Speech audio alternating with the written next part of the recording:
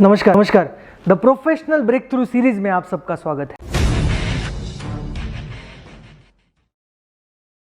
आज बात करेंगे एक्यूरेट सेल्फ असेसमेंट की और फीडबैक की।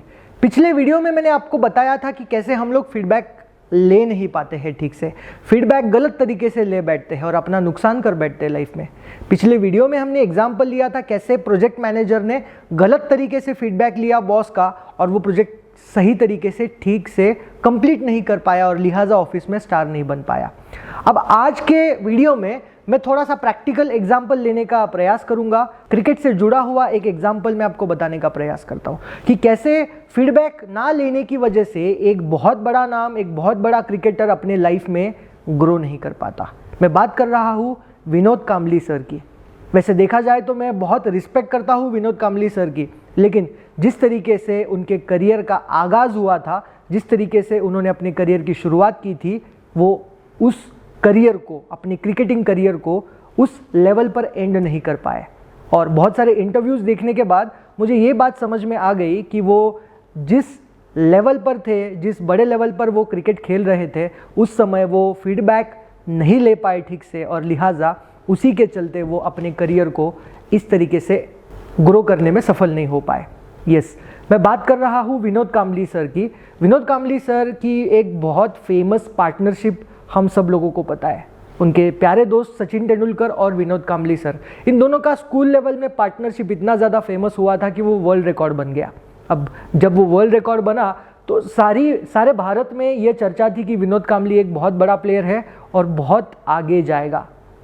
सचिन के और विनोद कांबली सर के दोनों के जो कोच है अचरेकर सर, वो भी विनोद कांबली को ज़्यादा पोटेंशियल वाला खिलाड़ी समझते थे। और हुआ भी वही। जब उन्होंने भारतीय क्रिकेट टीम में अपनी करियर की शुरुआत की तो बहुत ज़बरदस्त तरीके से उनका परफॉर्मेंस बढ़ा, लेकिन एक लेवल बाद उनका परफॉर्मेंस गिरने लगा। एक लेवल बाद वो उस तरीके से रन नहीं बना पा रहे थे। एक लेवल बाद वो अपने आप का एक्यूरेट सेल्फ असेसमेंट गलत तरीके से कर बैठे। हम सब लोग जानते हैं दोस्तों, एक क्रिकेटर के लिए क्रिकेट खेलने से पहले नेट प्रैक्टिस करना बहुत इंपॉर्टेंट हो जाता है। लेकिन एक लेवल पर जहां विनोद कांबली अपने करियर के बेस्ट पर थे, उन्होंने नेट प्रैक्टिस पर ध्यान देने के बजाय एडवर्टाइजमेंट के ऊपर ध्यान दिया, पार्टीज करने लगे। और ऐसे सिचुएशन में जो उनके क्लोज लोग थे, जो उनको बहुत अच्छी तरीके से जानते थे, उनके कोच है, उनके वाइफ है, वो फ्रेंड्स है, वो सारे उनको एक फीडबैक देने का प्रयास करते थे कि आप आपका ध्यान प्रैक्टिस के ऊपर कीजिए, आप आपका ध्यान बैटिंग के ऊपर कीजिए, आप आपका ध्यान आपके क्रिकेट पर कीजिए।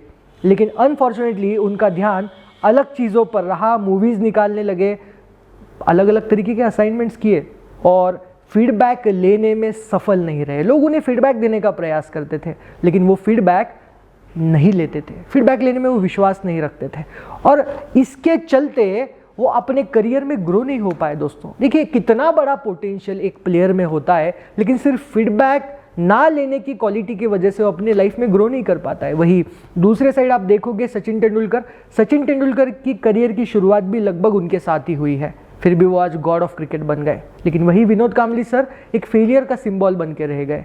तो मेरे बताने का आज के वीडियो का यही मकसद है दोस्तों कि हम विनोद कांबली सर से ये बहुत बड़ा लेसन ले सकते हैं।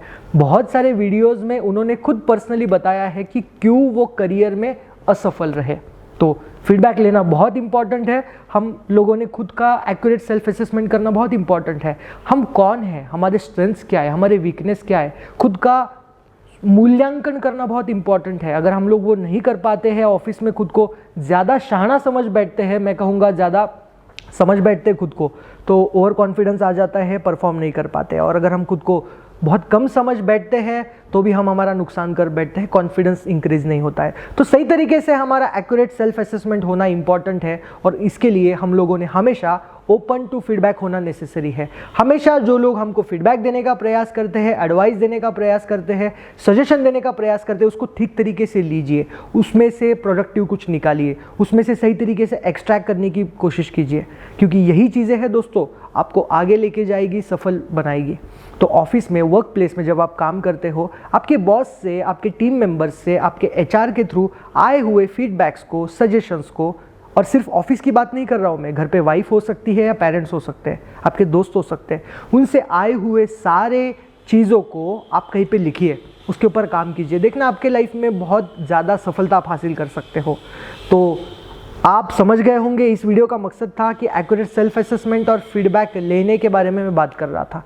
अगर आप ये सीखना चाहते हैं कि कैसे खुद का एक्यूरेट सेल्फ असेसमेंट किया जाए, कैसे फीडबैक लिया जाए, तो मेरा जो कोर्स है जो मैंने एक्सक्लूसिवली वर्किंग प्रोफेशनल्स के लिए डिज़ाइन किया है, द प्रोफेशनल ब्रेक थ्रू, इसके लिए आप एनरोल कर सकते हैं। इसमें मैंने सारे टूल्स एंड टेक्निक्स आपको दिए हैं जिससे आप आपका एक्यूरेट सेल्फ असेसमेंट ठीक तरीके से कर सकते हैं, ऑफिस में स्टार बन सकते हैं।